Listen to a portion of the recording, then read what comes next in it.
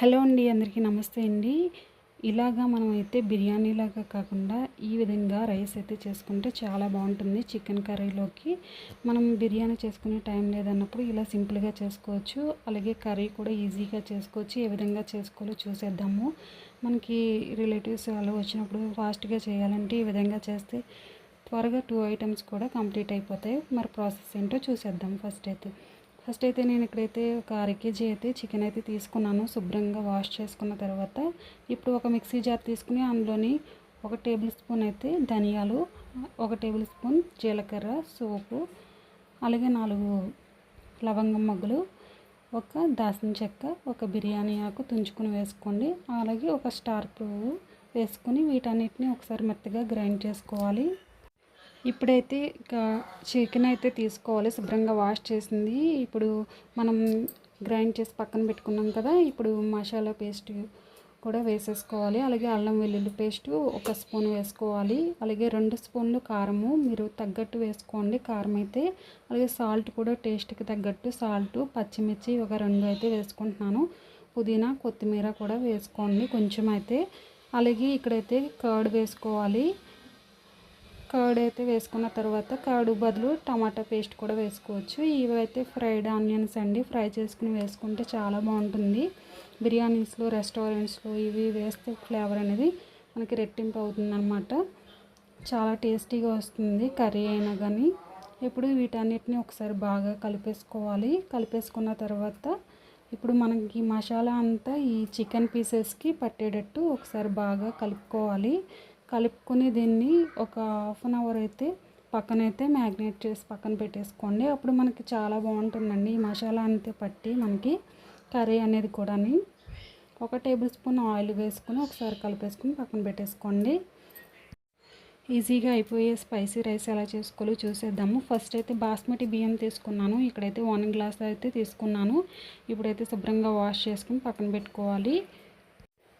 ఇప్పుడైతే ఒక బాండీ పెట్టుకుని ఇప్పుడు దీంట్లోనైతే ఒక పెద్ద బాండీయే పెట్టుకోవాలండి. మనం రైస్ కూడా ఇందులోనే చేసుకుంటాం. ఎలా చేసుకోవాలో చూపించేస్తాను. ఇప్పుడైతే ఆయిల్ వేసుకుని కొంచెం ఇప్పుడు మనం మ్యాగ్నేట్ చేసి పక్కన పెట్టుకున్నాం కదా 1/2 అవర్, ఇప్పుడు దాన్ని అయితే వేసేసుకోవాలి. చికెన్ అంతానే వేసుకుని ఒకసారి బాగా కలిపేసుకుని మూత పెట్టేసి చికెన్లో వాటర్ పైకి తేలేంత వరకు ఉంచుకోవాలన్నమాట. ఇలా పైకి తేలిన తర్వాత ఇప్పుడైతే ఒక 1/2 గ్లాస్ అయితే వాటర్ వేసుకోవాలి. చికెన్ అనేది బాగా ఉడుకుతుంది మనకి. ఒకసారి బాగా కలిపేసుకోండి. ఈ టైంలోనే కొంచెం సాల్ట్, కారం ఏమన్నా పడితే అడ్జస్ట్ చేసుకుని చూసుకుని వేసుకోండి. ఇప్పుడు మూత పెట్టేసుకుని మనకి కర్రీ అనేది దగ్గరగా ఉడికించుకోవాలి. ఈ విధంగా ఆయిల్ పైకి తేలేంత వరకు మనకి కర్రీ అయితే చాలా బాగుంటుందండి. మనకి బిర్యానీలోకి సైడ్ డిష్ కింద కూడా బాగుంటుంది, రైస్లోకి కూడా బాగుంటుంది. ఇప్పుడు కొంచెం ఇలా కర్రీ అంతా పక్క తీసుకున్న తర్వాత కర్రీ మనకి గ్రేవీ ఉంటుంది కదా, దాన్ని కొంచెం అయితే ఇలా ఉంచుకోండి పక్కకి. ఇప్పుడు కొంచెం ఆయిల్లోని స్పైసెస్ అనేవి యాడ్ చేసుకోండి. ఇప్పుడు దాల్చిన చెక్క, లవంగాలు, యాలకులు ఇవన్నీ వేసుకుని ఒకసారి ఫ్రై చేసేసుకోవాలి. ఇవి వేసుకోవడం వల్ల మనకి ఆ రైస్కి మంచి ఫ్లేవర్ అనేది వస్తుంది. ఇలా మనం బిర్యానీ మళ్ళీ సపరేట్గా చేయాలి టైం లేదు అనుకున్నప్పుడు ఇలా ఫాస్ట్గా అయిపోతుంది. ఈ విధంగా ట్రై చేయండి. ఒకసారి అయితే ఈ ఆయిల్లో అయితే ఫ్రై చేసుకుని ఇప్పుడు కొంచెం కొత్తిమీర, పుదీనా, పచ్చిమిర్చి ఇవన్నీ వేసుకుని ఫ్రై చేసుకోవాలి. ఇప్పుడైతే కొంచెం లైటింగ్ అడ్జస్ట్ చేసుకోండి, తక్కువైంది. ఇప్పుడైతే బియ్యానికి తగ్గట్టు వాటర్ అనేది చూసుకుని వేసుకోవాలి. గ్లాస్కి గ్లాసున్నర వేసుకుంటే సరిపోతుంది బాస్మతి బియ్యంకి. ఇప్పుడు తగినంత సాల్ట్ని కూడా యాడ్ చేసి చూసుకోండి, సాల్ట్ అనేది సరిపోతుంది లేదో అనేది. ఒకసారి బాగా బాయిల్ అయిన తర్వాత ఇప్పుడు కడిగి పెట్టుకున్న 1/2 అవర్ పక్కన ఉంచాం కదా, ఇప్పుడు ఈ రైస్ని కూడా వేసేసుకుని ఒకసారి బాగా అయితే కలుపుకోవాలి. ఇప్పుడు ఒకసారి కలిపేసుకొని మూత పెట్టేసి ఉడికించుకోవాలి. మనకి రైస్ అనేది మనకి కలుపుకుంటూ ఉండాలండి, మధ్య మధ్యలో అడగంటకుండా.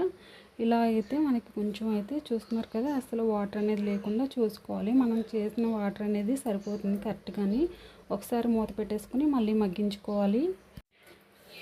ఇప్పుడైతే చూస్తున్నారు కదా, పొడి పొడిలాడుతూ మనకైతే మసాలా రైస్ అనేది రెడీ అయిపోయింది.